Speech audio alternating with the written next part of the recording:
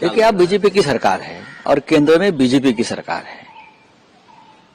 अब तो खुली छूट है, आप कितने भी पैसा खर्चा कर सकते हो, किसी भी योजना को आगे लेकर जा सकते हो।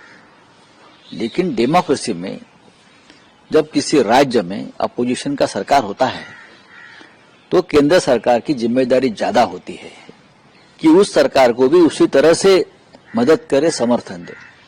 लेकिन आपने देखा होगा, जिस दिन केजरीवाल चुनाव हार गए उस दिन शाम को या दूसरे दिन lieutenant governor mister Saxena Yamuna के तट पर गए और यमुना की क्या साफ सफाई की मुहिम शुरू कर दी। पहले क्यों नहीं किया आपने? केजरीवाल हारने की 10 साल आप इंतजार कर रहे थे।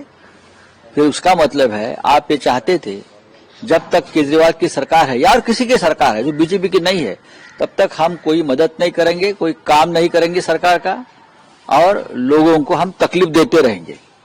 अब भी योजनाएं है, ये कुछ ला रहे हैं, अच्छी बात है, लाओ ना आपकी सरकार। लेकिन अब अगर दूसरी किसी पार्टी की सरकार होती है तो अब क्या केंद्र की योजना लागू नहीं करेंगे उस राज्य में?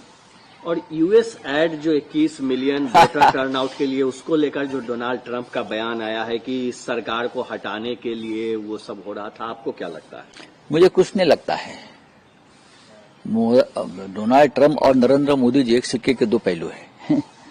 नहीं, इन सब के बीच लेकिन बीजेपी ने निशाना साधा है, कहा है कि राहुल गांधी बाहर जाते हैं, डेमोक्रेसी पे हमला करते हैं और देखिए किस तरह से पूरी योजना ऐसा है कि डेमोक्रेसी का हमला करना यानी सिर्फ सरकार पर हमला करना नहीं, डेमोक्रेसी पर हमला करना यानी जो अपोजिशन है, हमारे जैसे लोग हैं, उनको जेल में डालना, उनके ऊपर हमला करना, उनकी सरकारें तोड़ना, हाँ, उनकी सरकारें खत्म करना, लोगों को खरीदना और सरकारें बनाना, ईवीएम घोटाला करना, ये भी डेमोक्रेसी पर हमला है भाई।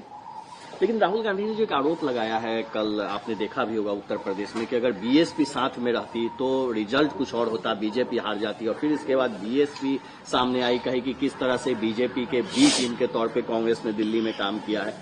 आपको क्या लगता है कि राहुल गांधी के बयान को लेकर? राहुल गांधी जी का बयान जो है वो हमारे मन में भी था कि अगर उत्तर प्रदेश में बीएसपी साथ रहती तो पूरा चुनाव का गणित और समीकरण बदल जाता।